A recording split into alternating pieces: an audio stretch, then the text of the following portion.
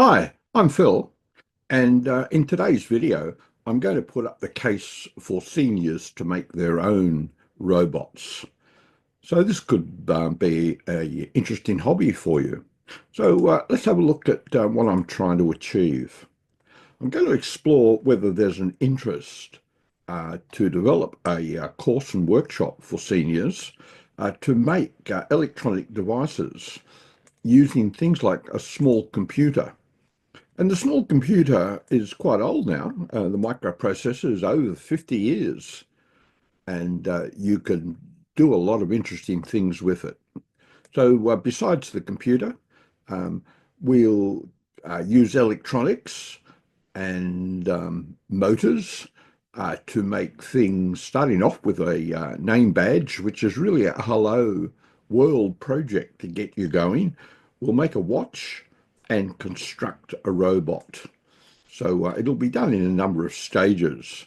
So we'll be looking at things like powering the robot with batteries, mechanically constructing it, looking at the motor drives, looking at things like avoiding obstacles, doing navigation to follow lines, providing remote control, adding a bit of artificial intelligence, and looking at where robots like this are used by NASA in space exploration for Mars.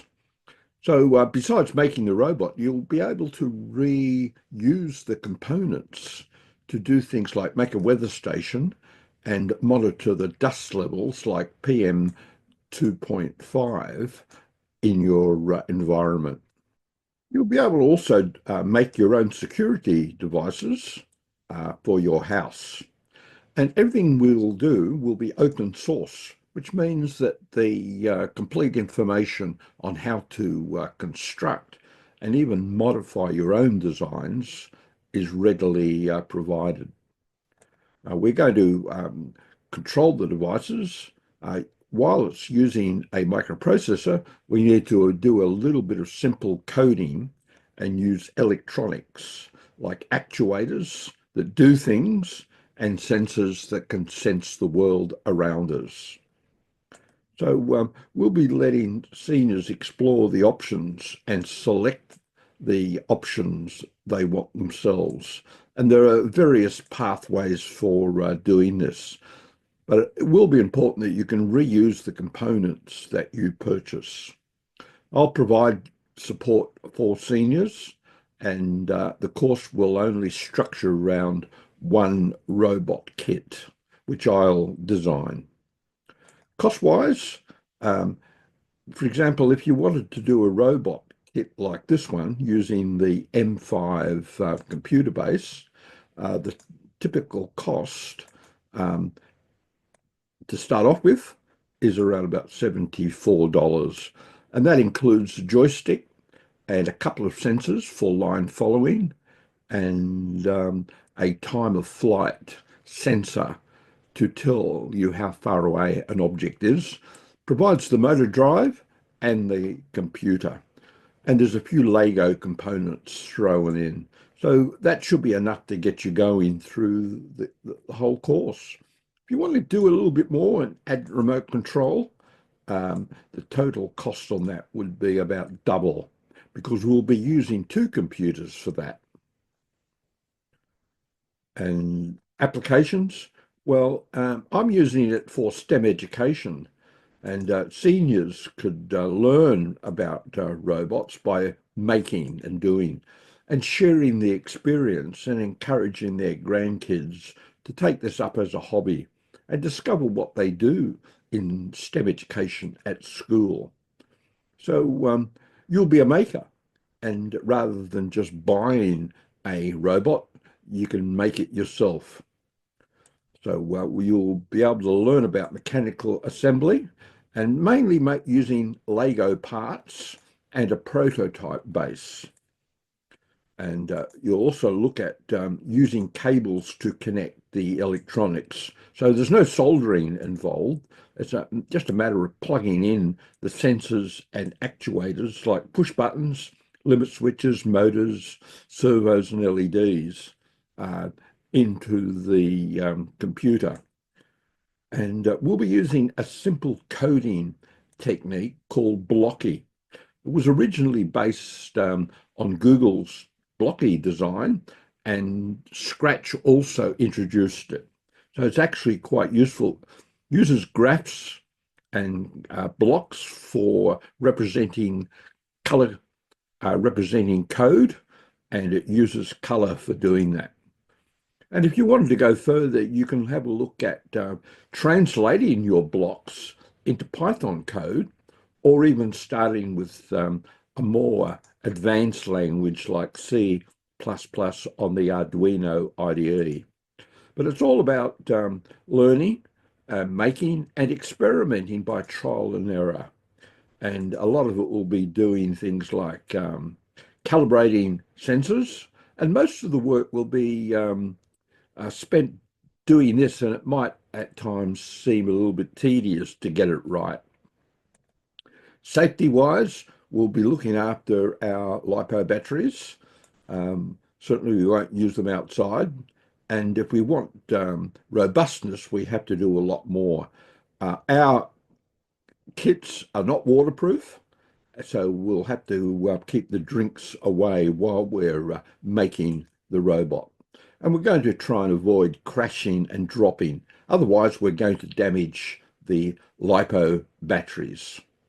So what do you need to start off with? Well, to be a maker, all you need to do is make things with your hands, and you can never be too old. So here's Ted Whale, who's 105. He lives in Cabramatta, Sydney, and he's still making things. He's making radio transmitters. So I was a maker. I started off at the age of 11, and I made my first AM transceiver at the age of 12. And all you really need to do is use logic, know how to provide logical statements and put those together, and that will be a big help with your coding. It's a good idea to be organized. If you're already organized with the things you're doing, that will help in making your project. So you need to know what the idea is, you're going to do it, and you're going to evaluate it. So being organized is a big plus. Expectations, don't expect too much. We're not making a commercial robot. It will move and it will do simple things, and it's not going to it's not going to carry big loads or work at high speeds, and it's not going to work outside. And we'll be using simple user-friendly tools, but they will take a little bit of learning to get used to.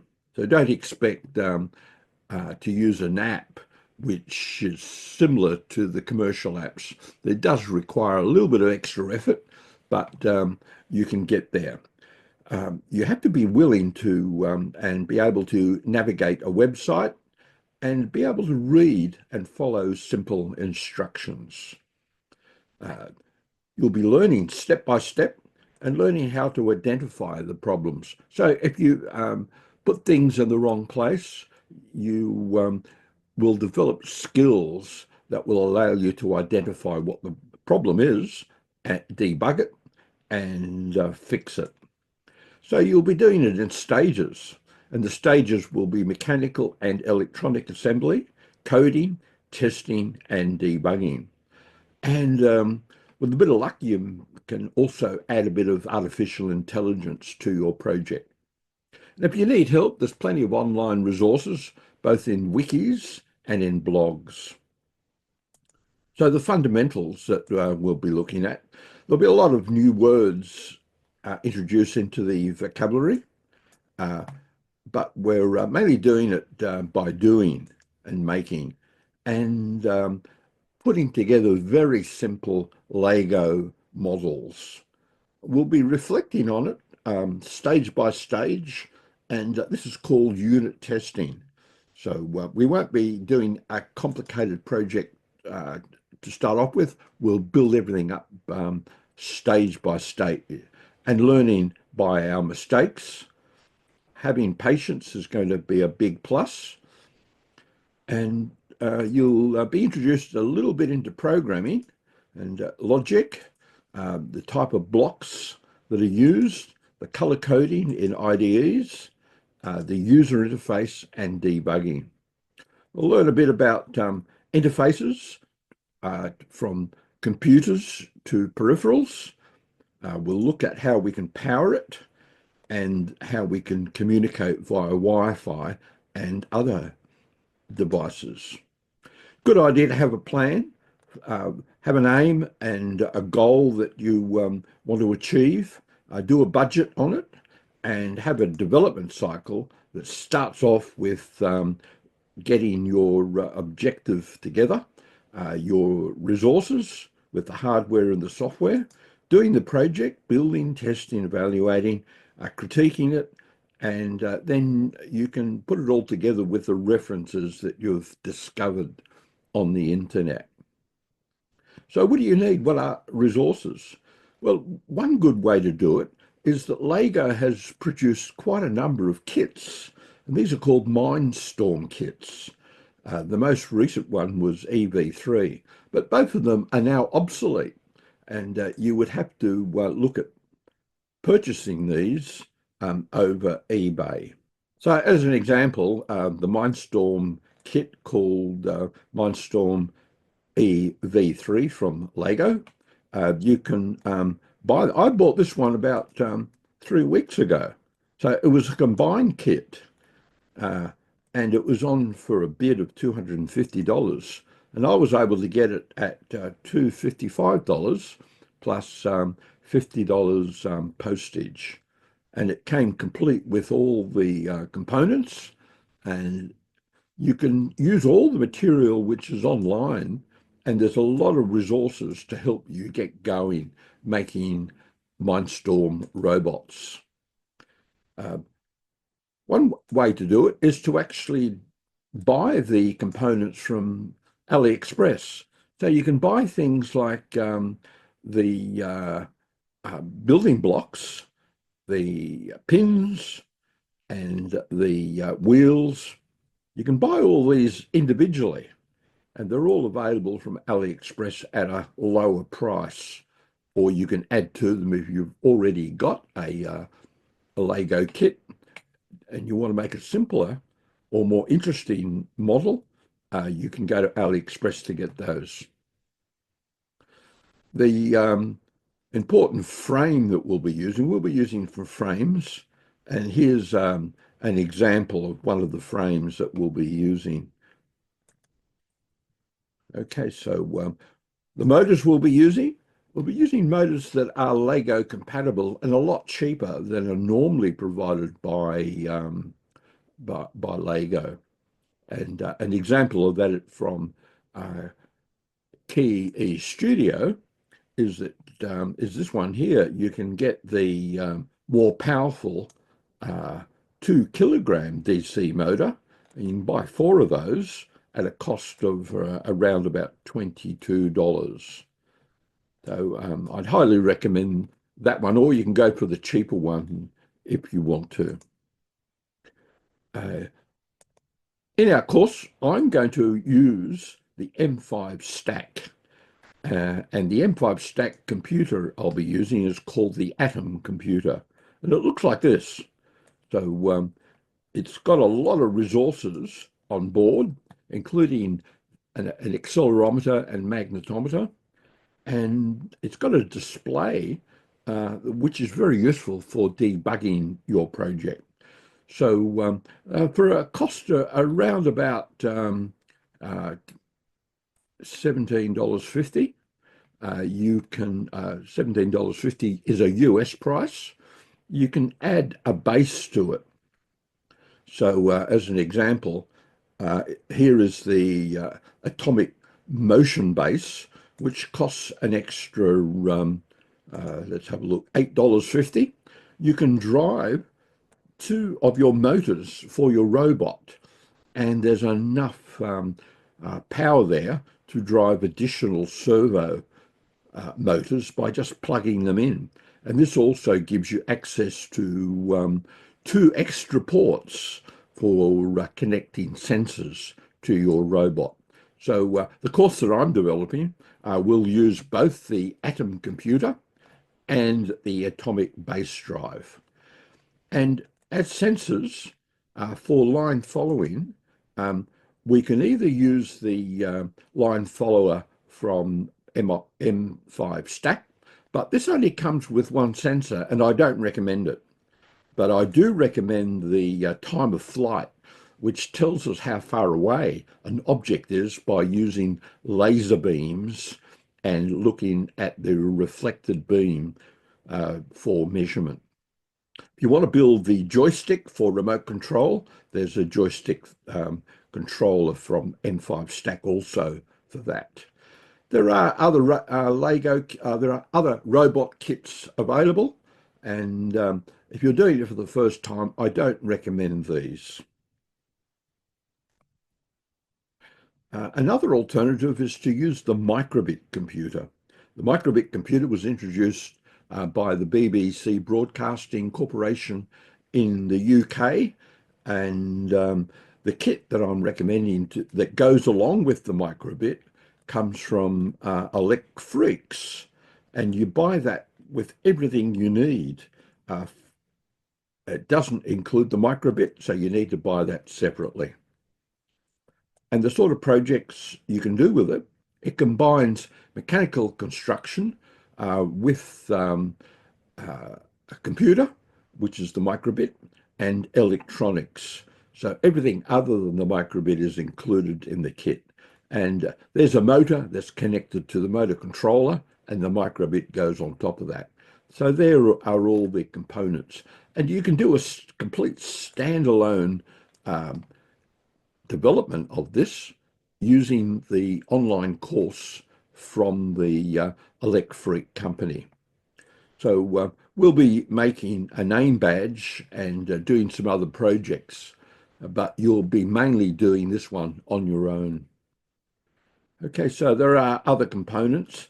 The one that I'm recommending for following lines comes from Seeed Studio, and it at a cost of around about $5, you can use this because it uses a standard way of plugging cables into it. It's called the Grove interface, and the cables can be plugged in to the atomic base, and you can then develop your robot. So as we go through the course, we'll look at some extra components, and we'll develop those as we go through. And there'll be plenty of options that you can look at to extend your project. So that there are the components and the resources we'll be using for the course. For the software, we'll be looking at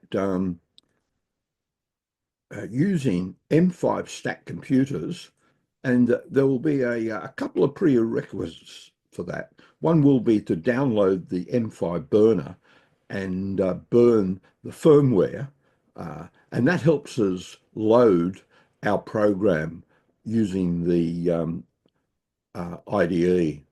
And all of that software is available online, and you need to make sure that there's a USB driver available for your computer. And that will allow you to use the simple graphical interface, and that's called UI Flow. And you can progress to Python, or you can use the Arduino IDE. But in all of this, we'll start off with at what our objective is. We'll get a brief, a user case, and that might be your client requirements. System design, we'll be doing a bit of that by interconnecting the components, doing unit tests, particularly on things that we haven't had a look at before. We do all that before we do the system coding and testing and debugging. And we'll document that, then review it. And we might have to go around and repeat a couple of cycles before we get that going. Project-wise, there's quite a lot we'll do. In the course, we'll do the name badge and a clock to get you going. and we might go across and have a look at what the course looks like. So this is an example of what the course will look like. We would start off with a hello world where we just build we just put our name on the LCD of the small computer. So the computer we're using is the Atom S3, and this is the software, an example of what the software would look like to achieve that result. And once we download it, we will get our name on the computer. And so we start off with that, and we'll progress to something a little bit more complex. And here we're going to put a clock on the computer. And the software will look like this, not complicated. And what I would suggest you do is you just copy what I've done. And once you get it going, you can modify it for your own interests. As a option on the introductory part, we'll look at traffic signals. And if you buy some optional components, you'll be able to build traffic lights like this. Now that while this is not part of our normal robot course, it does show how you can use the Atom computer to do more things. But then we go back onto the main robot construction where we use our motor drive and we look at how we can move our robot. And these are the components that we'll use for that, and the budget, and how we paint the screen on our little computer. And the code for doing that looks like this. Again, it's a good start and allows us to debug if we have problems with the computer and our coding. Then we move on to onboard sensors, and that'll include things like the gyro and the accelerometer and how we can use that to control a robot. We'll be looking at line following and how we can get our robot to follow a line. And there are various options for that, but the one that I've chosen will come from Seeed Studio using their line follower. And the code for doing that is again using the it's using the UI flow program to control our robot. Okay, so I've constructed all these and they work. There will be other options like using QR codes and colors on your robot map. And there'll be other sensors that you can add, things like obstacle detection. If there's an obstacle, you don't want your robot to crash into it. So we'll be looking at that and environmental sensors. Then adding servo motors so that you can grab something while you're moving along the line. Adding a joystick will be another topic, and robot communications will allow us to do the remote control. So we'll be looking at communications with Bluetooth and with infrared remote controls. So you could use a IR control, just like the one you use for controlling your TV. Then if we put everything together, we'll have a Mars rover, and we can add a bit of artificial intelligence to that for our robot. And I'll give you some extra resources where you can follow that up, see demonstrations, and you might even be able to do a bit of that yourself. The references for all of this, I've got plenty of mind maps. So I'll give you references where you can purchase the components and where there are wikis that will help you design with your components. And that's all there is on this introduction. Let me know if you're interested in doing the course.